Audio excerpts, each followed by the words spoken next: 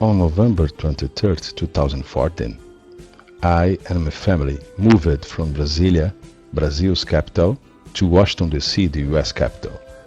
It was a very exciting and new experience for my family, and for the first time in my life, I would live abroad in an English-speaking country.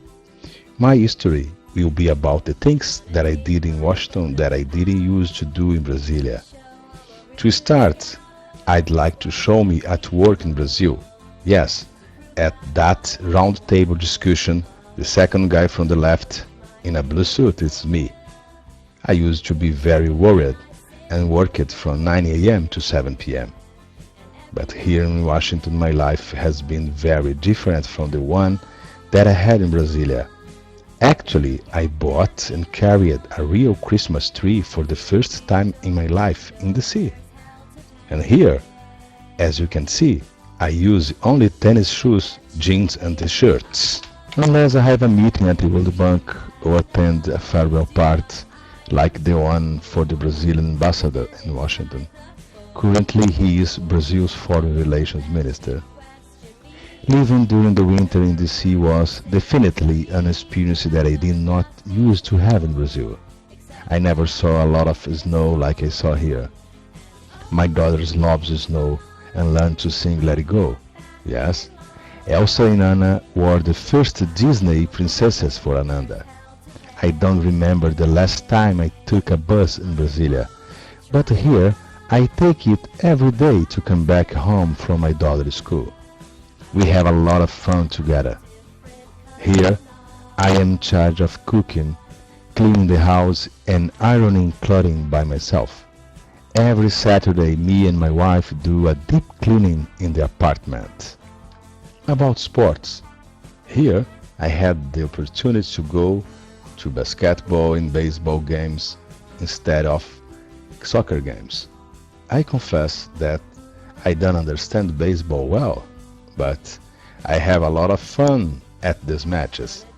Wizards and the Nationals won when I was in these stadiums. As a student, I've attended English classes every day during the week since January 2015 from 9 a.m. to 1 p.m.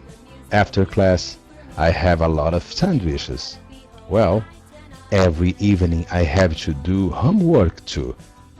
I can't complain because the student life is amazing, but the final exams make me feel stressed anyway.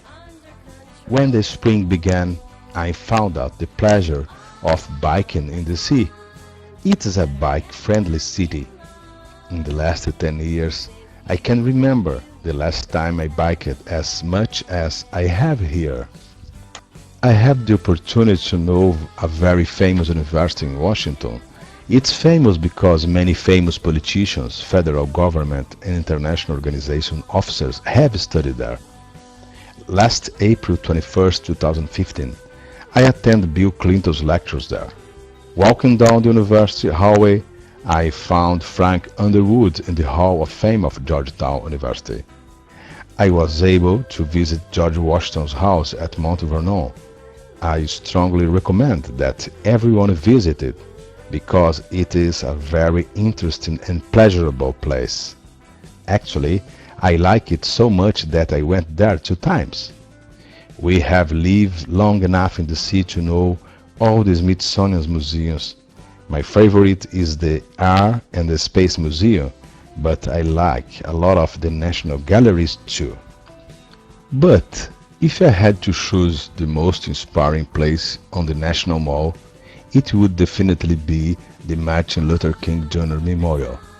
There are many quotations from him carved out in the rocks, but my favorite is, "I have the audacity to believe that people everywhere can have 3 meals a day for their bodies, education and culture for their minds, and dignity, equality and freedom for their spirits."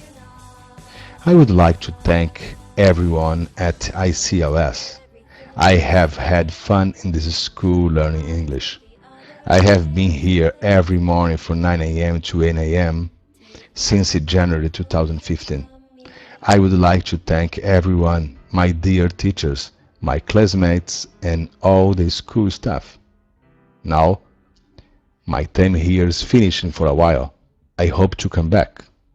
Tomorrow, I will take a flight to go back to Brazil, but I'm very happy to have lived and studied in Washington, D.C. Keep in touch.